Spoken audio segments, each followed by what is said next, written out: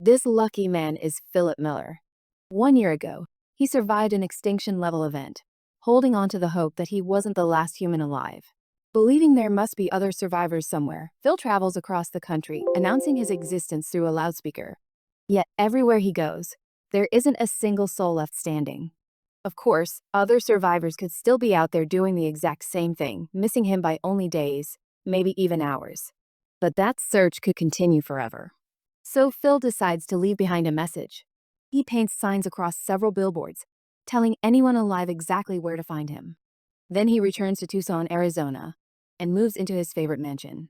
He fills it with strange souvenirs and treasures collected from all 50 states, trying to find happiness in meaningless luxury.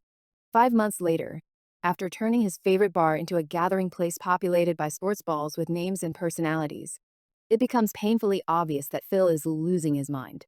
The rare flashes of sanity are almost heartbreaking, especially when he attempts to flirt with a mannequin and accidentally tears its arm off.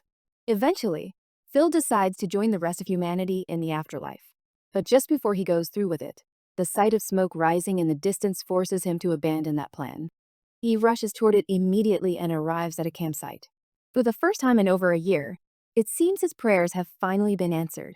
Then he wakes up and actually meets her. Her name is Carol, and she's been alone ever since the apocalypse too. She drove to Tucson after seeing his billboard message. After spending so much time isolated, interacting with another human being feels deeply unnatural for both of them. And their personalities couldn't be more different. While driving through town, Carol insists that Phil obey traffic signs and park properly. To her, these pointless rules are the only thing keeping civilization and sanity alive. To prove that his sanity disappeared a long time ago, Phil ignores the parking lot entirely and drives straight through the front of a store. Carol is horrified by the condition of his mansion, and honestly, no one could blame her. She's equally disturbed by the stolen paintings decorating the walls, harshly judging him for taking things that belong to other people, dead or not. Eventually, the delicate subject of preserving the human species comes up. Carol agrees that repopulating humanity is important, but there's one small condition. She refuses to help her populate the planet without first getting married. Phil is far from enthusiastic. Still, Carol's surprisingly heartfelt effort to make the ceremony meaningful slowly softens his selfish heart. Once they officially tie the knot, they awkwardly attempt to begin reproducing. After all, Phil believes he doesn't exactly have better options. Or so he thinks. Only a few days after the wedding, a beautiful woman named Melissa arrives in Tucson after seeing the exact same billboards. Even worse, Melissa reveals that the sign didn't include an address, which means she actually arrived before the wedding but had no idea where Phil lived. Carol immediately becomes territorial over her husband. She makes sure to sabotage every attempt Phil makes to impress the new arrival. To be fair, it isn't very difficult. Simply describing the disgusting way Phil had been living before they met is enough to horrify Melissa. And none of it is even a lie. Phil is still using the swimming pool as a toilet to this day. That definitely doesn't help his case. After the introductions, Melissa moves into the house across the street. Phil suddenly begins acting like a completely different man, only to be ignored. Both women can clearly see through his desperate attempt at self-improvement. Later, Melissa makes it clear that she would never date a married man, even under apocalyptic circumstances. Naturally, Phil immediately decides he wants a divorce. But once again, Carol's timing ruins everything. Right when he plans to leave her, she unexpectedly reveals her sweeter side. So Phil comes up with another terrible plan. Since the future of humanity technically concerns the only two women alive, he consults his beloved Wilson Balls for advice. Eventually, he approaches Carol and explains that he's worried about their future children. If humanity continues through only one bloodline, future generations would eventually have to reproduce with each other. The thought devastates Carol, until Phil casually suggests a solution. What if there were additional children with a completely different mother? Realizing exactly what he's implying, Carol snaps and throws him out. After hearing the story from Carol, Melissa later visits Phil's house just to yell at him too. But after everyone calms down, Phil receives an unexpected invitation. Neither woman thinks the idea itself is entirely unreasonable. They simply want strict rules in place to keep everything scientific. Overjoyed by the arrangement, Phil prepares an overly romantic evening for Melissa. Unfortunately, his complete disregard for their agreement ruins everything. His ridiculous mating ritual becomes so absurd that it even includes fireworks. And that turns out to be his biggest mistake. Because the fireworks attract another survivor. Melissa is thrilled to meet a man who isn't Phil, and immediately cancels their conception plans. The newcomer's name is Todd. He turns out to be genuinely kind, and he instantly bonds with Melissa. Phil can barely contain his jealousy and frustration. He constantly tries to keep Todd away from what he secretly considers his future partner. The group eventually goes on a double date. Phil assumes Todd will embarrass himself, but instead, Todd handles everything surprisingly well. Then Melissa notices a large scar on Todd's stomach. Todd becomes emotional and quietly walks away. Melissa follows him, and that moment becomes the beginning of their relationship. Carol congratulates Phil, mistakenly believing he intentionally brought Todd and Melissa together. Meanwhile, the constant laughter and romantic music coming from the neighbor's house keeps Phil awake every night. Oddly enough, Carol doesn't seem bothered at all. Instead, she continues begging him to clean the disgusting pool. But Phil refuses to lift a finger to help his so-called wife. Still, Carol accidentally gives him an idea. Because she cares so deeply about rules and order. She once organized a presidential election when they were the only two people alive. Naturally, Phil won. Now she reminds him that, technically, he's still the president of the United States. Phil organizes a meeting to introduce a formal grievance board for complaints.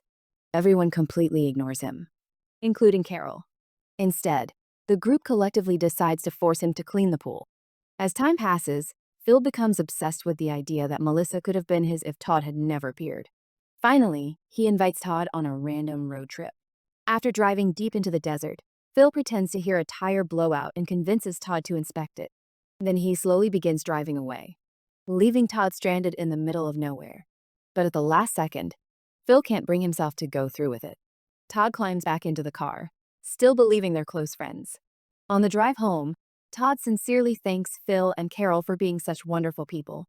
The guilt absolutely crushes Phil. Using that guilt as motivation, he finally cleans the disgusting pool.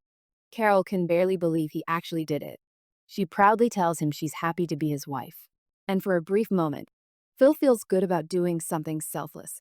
Unfortunately, the feeling doesn't last long. The moment Melissa shows everyone a bracelet Todd made for her, all attention shifts away from Phil's hard work. Not even the Wilsons can comfort him this time. But as he leaves the bar, he discovers something unbelievable. A living cow. Excited by the discovery, he gathers everyone together. At first, they assume it's another one of Phil's ridiculous pranks, which makes their shocked reaction even more satisfying when they see the cow. It's the first living animal any of them have seen in years. Then the arguments begin. Phil believes they should eat the animal. The others completely disagree. To make matters worse, the cow eventually settles in Todd's yard because it's the only place with grass. Once again, Phil loses the spotlight. Now he's forced to watch everyone enjoy fresh milk while he gets ignored. Naturally, he comes up with another immature solution. He steals the cow in the middle of the night and hides it at the bar.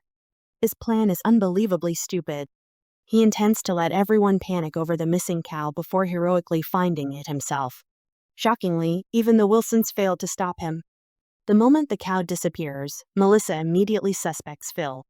The group begins searching for it, and Melissa's first stop is Phil's favorite bar. Luckily for him, the cow has already wandered away. Later, Phil discovers Todd has actually found the animal. But Todd is so genuinely kind that he lets Phil take the credit anyway. Just when it seems the cow situation is finally over, the animal somehow ends up inside Carol's bedroom. The entire neighborhood erupts into chaos. Todd explains they can't get the cow downstairs, which means Carol now has to move back in with her husband. While staying there, she begins ruining Phil's stolen paintings by drawing ducks and puppies all over them. In retaliation, Phil burns the groceries he was supposed to bring home. Because that's exactly how mature he is. Eventually, he begs Carol for another chance. Then, one day, he spots two beautiful women stepping out of a car. Their names are Gail and Erica. The two women are in a relationship, though mostly because they believe there were no men left alive. Phil is the first man they've seen in years. Naturally, they're thrilled. Desperate not to ruin his luck, Phil lies and claims he doesn't know of any other survivors. Back home, he feeds Carol a series of pathetic excuses while preparing for dinner. Fortunately, Gail used to be a chef, and the meal is incredible. Everything is going perfectly. until the women notice Phil's wedding ring. Thinking quickly, he invents a tragic story about Carol dying. Trying to cheer him up, the women suggest Skinny dipping at a nearby hot spring. Meanwhile, Carol is happily telling Melissa and Todd how sweet Phil has been lately. The group decides to surprise him. Unfortunately, when they return from the camping trip, their car nearly crashes into the others. The excitement of meeting more survivors immediately turns into outrage once Phil's lies are exposed. No one believes his excuses. Not even Todd defends him this time. Humiliated and rejected, Phil disappears from the community. He hides inside the bar while no one checks on him for days. From a distance, he secretly watches the group and overhears them saying horrible things about him. The worst part? Everything they say is true. Eventually, Phil approaches the group during a bonfire and sincerely apologizes. This time, they can tell he actually means it. But forgiveness doesn't come easily. Carol eventually brings him divorce papers. Still, they separate on surprisingly friendly terms. Slowly but surely, Phil begins rebuilding everyone's trust. Now that he's single again, Gail and Erica start flirting with him once more. Determined to prevent more competition, Phil decides to remove the billboard messages. Unfortunately, he ends up stranded alone beneath the scorching desert sun. That's when a truck suddenly appears. And with it comes Phil's worst nightmare. The new survivor is everything Phil has always feared. He's handsome, intelligent, athletic, and incredibly useful. To make matters even worse, his name is also Philip Miller. Since the newcomer doesn't have a middle name while the original Phil's middle name is Tandy, everyone begins calling the original Phil by Tandy instead. Despite Tandy's complaints, the women are immediately drawn to the new Philip. But the new man only seems interested in Carol. For the first time, Tandy realizes his feelings for her are genuine. Not because of competition, but because she truly matters to him. Meanwhile, the new Philip completely transforms life for the group. He introduces solar energy. He teaches them how to grow crops. For the first time since the apocalypse, the future actually feels hopeful. Todd, however, begins feeling just as insecure and replaced as Tandy. Together, they secretly discuss getting rid of the new Philip. Tandy suggests abandoning him deep in the desert. And suddenly Todd realizes something horrifying. That's exactly what Tandy once tried to do to him. Fed up with constantly defending him, Todd finally exposes everything. During a gathering around the fire, he reveals Tandy's plan to everyone. The group is stunned. Within minutes, a vote is held. The new Philip becomes both the new leader and the new president. Then he makes his decision. Tandy must leave Tucson forever. Heartbroken, Tandy locks himself away. But when he finally emerges the next day, he discovers something even crueler. The new Philip has abandoned him in the desert exactly the way Tandy once planned to abandon others. As one of his Wilson balls rolls toward him across the sand, Tandy assumes he's finally losing his mind. But then he realizes someone else is there. It's Carol. She chose to leave Tucson with him. Her morals are too strong to stay with people willing to abandon someone to die. Yes, Tandy once tried to do the same thing to Todd. But at least he couldn't go through with it in the end. And that's where the story ends. This was a recap of the 2015 series The Last Man on Earth.